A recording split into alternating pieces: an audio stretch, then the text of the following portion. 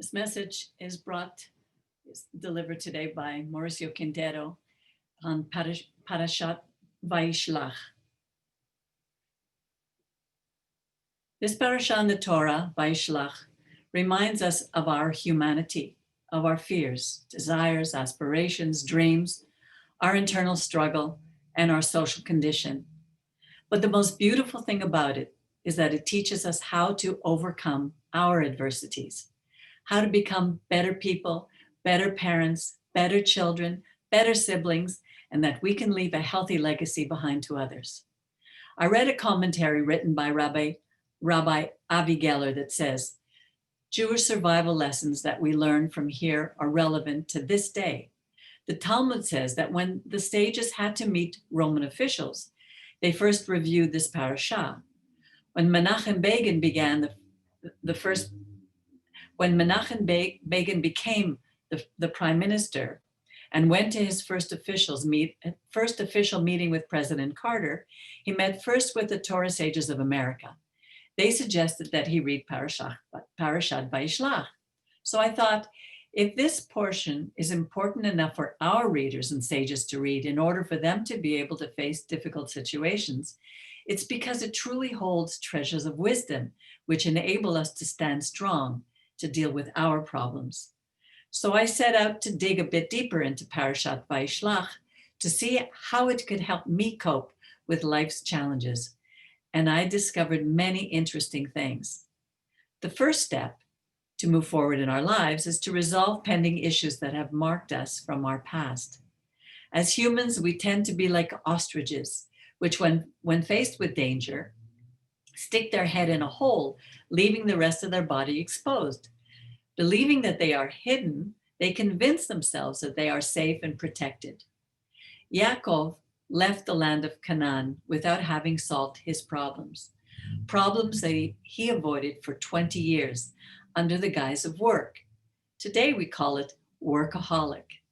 Under the excuse that family is the most important thing, he dedicated himself to having children and multiplying his offspring.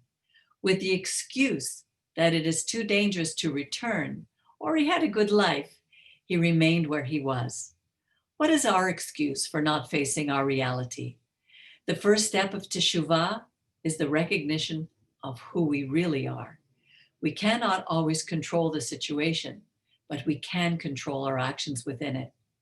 Chapter 32:5 says, I lived with Lavan. The Talmud states that lived, ga'arti, contains the same letters as Taryag, 613, alluding to, although I lived in the house of the wicked Lavan, I was very careful to observe the 613 mitzvot.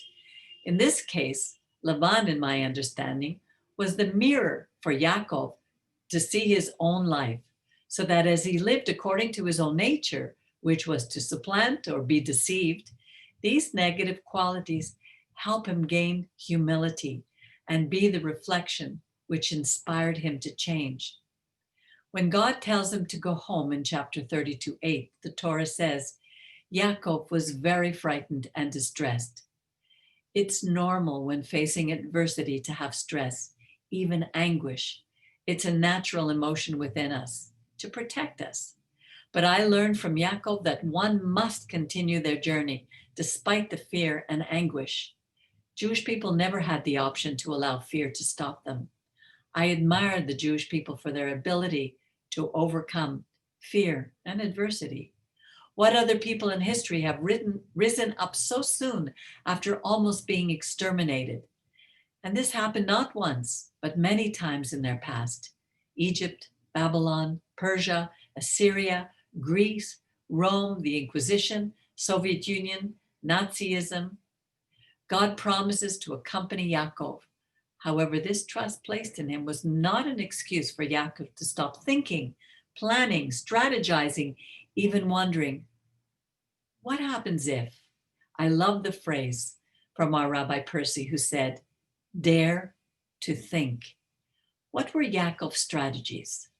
Number one, knowing how to speak to the emotions of the person and not to the thinking mind. He speaks to his brother as Lord, L'Adoni Le'esav, 8 times. in a reverent tone, showing humility and change from being immature to mature. Respect, as Rabbi Percy would say, is the basis for a successful relationship, especially within the family. We have the misconception that by raising others up, that somehow makes us less and is harmful to others, which is why we prefer to elevate things like their belongings. What a nice shirt, what a beautiful house, or their physical qualities, how good you look, what beautiful eyes you have, or certain impersonal qualities, what a good doctor you are, or what a good job you did. But few of us reach the level of speaking to the hearts of others. I want to thank you because you supported me, because you have a smile that brightens my day, etc. Strategy 2, showing humility.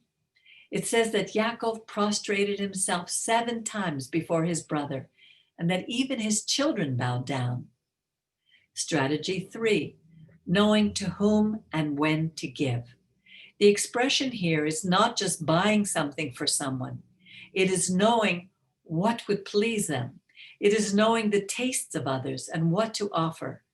Before introducing himself, Yaakov sent gifts, as in chapter 32:6, 32:17 to 22.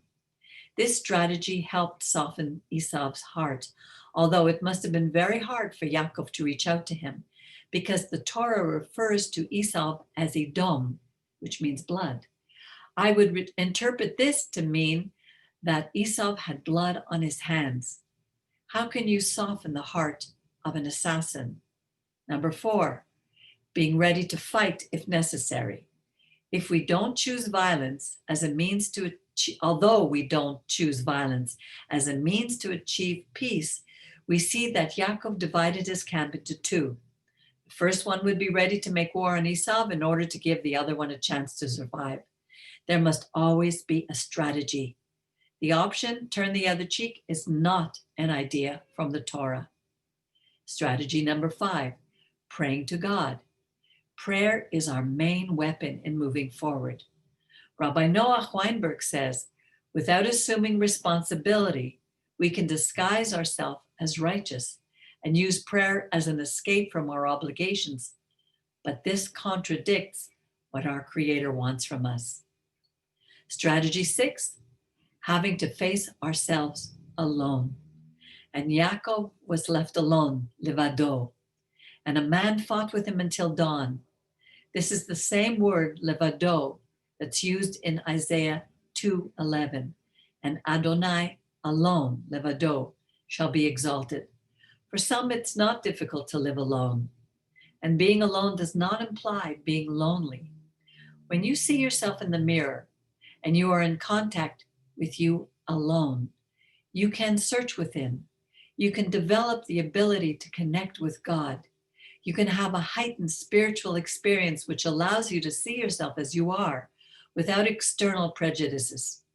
Great men saw God by being levado, alone, like Moshe, Abraham, Yitzhak, Yosef, David, and many more, like Yeshua, who went out alone into the desert to receive divine revelation. Of the many interpretations about who the man was with whom Yaakov fought, one of them was that he fought against his own Yetzer Hara, his evil inclination. He faced himself. From that moment, his name was changed from Jacob, supplanter, to Israel. Now, Israel has several interpretations, such as Israel, a man who sees God, or a man who struggles with God, or Yashar El, he who goes straight to God. I believe that God gave us the ability to face ourselves, because the main obstacle that stands in the way of our growth and advancement is called the I, the ego. May the Eternal give us the ability to face the past with wisdom and grow in this life, so that we stop being a supplanter to being blessed, to being people of the Eternal. This portion, Vayishlach, begins with Yaakov sent. But when we read the entire portion, we understand that God was the one who sent Yaakov out, as he does with each of us. Shabbat Shalom.